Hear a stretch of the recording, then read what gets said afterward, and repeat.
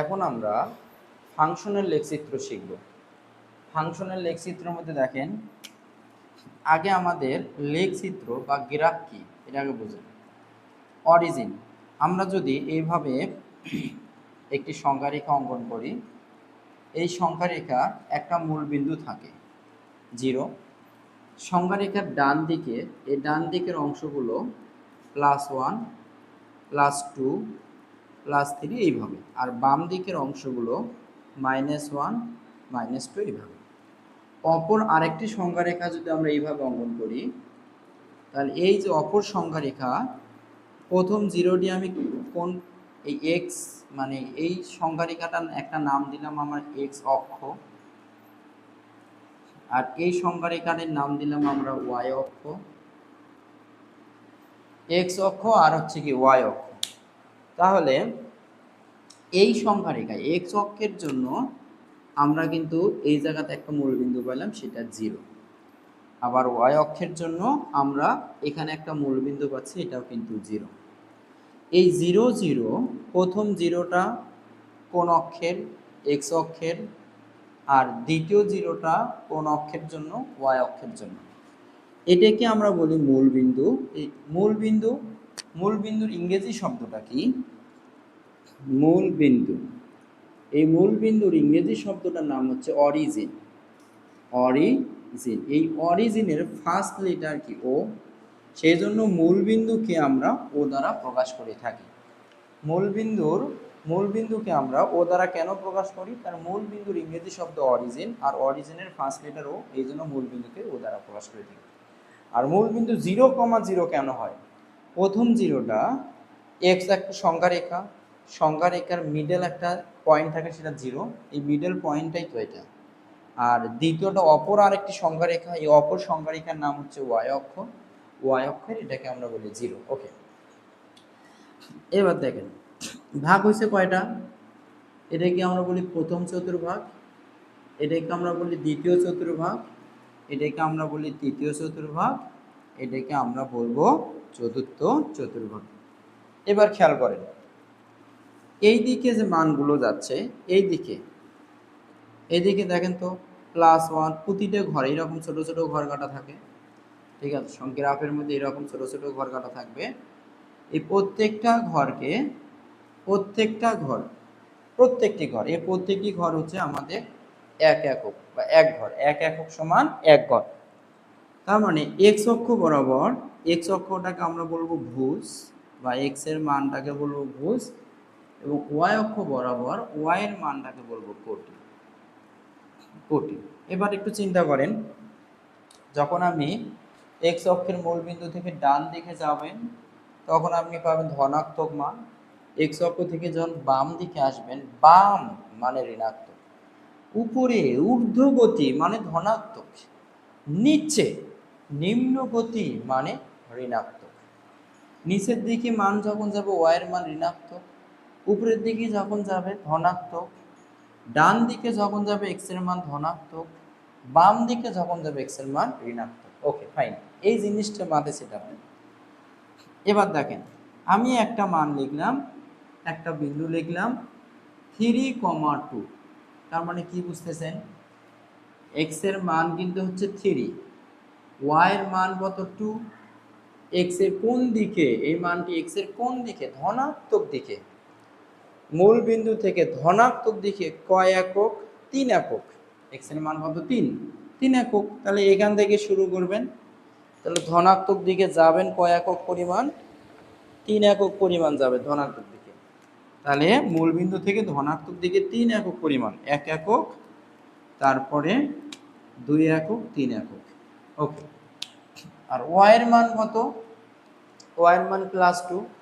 মূল বিন্দু থেকে ধনাত্মক দিকে যাবেন কয় একক পরিমাণ? 2 একক পরিমাণ। তাহলে 2 একক। এরকম ভাবে যদি আমাদের গ্রাফটা না থাকে, এরকম। ওকে, তাহলে এখানে আসলাম, এক্স এর মান 3 একক, এবার ওয়াই এর মান 2 একক, 1 একক, 2 একক। ওয়াও, কি সুন্দরভাবে আমরা বিন্দুটা এই জায়গাতে পাই। এই বিন্দুটা কত? 3,2। তার মানে ভুজের মান কত বলুন তো? ভুজের মান হচ্ছে 3, আর কোটির মান কত? ওটির মান কিন্তু হচ্ছে 2। ওকে, এবার দেখেন আমরা যদি তাহলে এই বিন্দুটি কোন চতুর্ভাগে অবস্থিত, আপনি বলবেন এই বিন্দুটি প্রথম চতুর্ভাগে অবস্থিত। Okay fine. এবার যদি আপনাকে আরেকটি বিন্দু দেই, x এর মান হচ্ছে -3, y এর মান 2, তাহলে আপনি আগে x এর মান ভুজের মান কি -3, তাহলে মূল বিন্দু থেকে x এর কোন দিকে যাবেন, ধনাত্মক দিকে নাকি ঋণাত্মক দিকে? মূল বিন্দু থেকে x এর ঋণাত্মক দিকে যাবে। কোন দিকে? কারণ 3 এর সামনে কি আছে মাইনাস, সেজন্য মূল বিন্দু থেকে x এর ঋণাত্মক দিকে কয় একক পরিমাণ যাবেন? 3 একক পরিমাণ। তাহলে মূল বিন্দু কিন্তু এটা, এখান থেকে 3 একক পরিমাণ ঋণাত্মক দিকে। তাহলে এইভাবে যদি আমরা এইভাবে গ্রাফগুলো টেনে নেই, এইভাবে গ্রাফগুলো টেনে নিলাম, তাহলে 3 একক। আমরা এই দিকে যাব কয় একক? 3 একক। দেখেন 1 একক, 2 একক, 3 একক পরিমাণ গেলাম। ওকে, এবার y এর মানটার দিকে তাকান তো।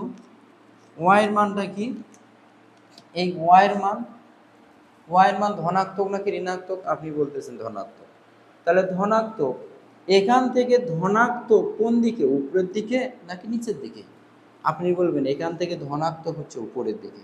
তাহলে y এর মান উপরের দিকে, কয় একক উপরের দিকে? 2 একক উপরের দিকে। তাহলে 1 এবং 2, তাহলে এই জায়গাতে আমি বিন্দুটি পাচ্ছি। এই বিন্দুটি কত? -3, 2। এটা হচ্ছে ফাংশনাল লেখচিত্র। এই বেসিকটুকু না বুঝলে লেখচিত্রে বসানো খুবই কঠিন হয়ে যাবে। তারপরে দেখেন, এবার যদি আমি বলি যে -3, -2, তাহলে দেখেন চিন্তা করেন, মূল বিন্দু থেকে x এর কোন দিকে, সামনে মাইনাস হলে x এর কোন দিকে যাবেন? ঋণাত্মক দিকে। কয় একক পরিমাণ যাবেন? 3 একক পরিমাণ। তাহলে আপনি ঋণাত্মক দিকে, মূল বিন্দু থেকে, এটা মূল বিন্দু, এখান থেকে আপনি 3 একক পরিমাণ ঋণাত্মক দিকে যাচ্ছেন। 1 একক, 2 একক, 3 একক পরিমাণ ঋণাত্মক দিকে গেলেন। ওকে, তারপর দেখেন y এর মানটা কি ধনাত্মক নাকি ঋণাত্মক? আপনি বলতেছেন y এর মানটি ঋণাত্মক। এই y এর মানটি ঋণাত্মক হলে y এর মান নিচের দিকে নাকি উপরের দিকে? আপনি বলবেন নিচের দিকে। নিচের দিকে কয় একক পরিমাণ নিচের দিকে? আপনি বলবেন 2 একক পরিমাণ নিচের দিকে। তাহলে এখান থেকে শুরু করে আপনি 2 একক পরিমাণ, এই জায়গা থেকে শুরু করে আপনি কয় একক পরিমাণ নিচের দিকে নামবেন? 2 একক পরিমাণ। এই যে 1 একক, 2 একক, এই জায়গাতে নামবেন। ঠিক আছে, এটি হচ্ছে আমাদের এই বিন্দুটা। এই বিন্দুটার মান কত? তাহলে মূল বিন্দু থেকে কয় একক? 1 একক, 2 একক, 3 একক। কোন দিকে? x এর ঋণাত্মক দিকে 3 একক, -3। আর এখান থেকে 2 একক পরিমাণ কোন দিকে? y ঋণাত্মক দিকে, তাহলে -2। এটি হচ্ছে আমাদের বিন্দু। ঠিক আছে, এবার যদি আমি বলি, তাহলে বলুন তো এই বিন্দুটি কোন চতুর্ভাগে অবস্থিত? এটা প্রথম, এটা দ্বিতীয়, এটা তৃতীয়। তাহলে এই বিন্দুটি কিন্তু তৃতীয় চতুর্ভাগে অবস্থিত। এবার যদি আমি বলি যে 3 আর -2, এই বিন্দুটি কোন চতুর্ভাগে অবস্থিত? আপনি কি করবেন?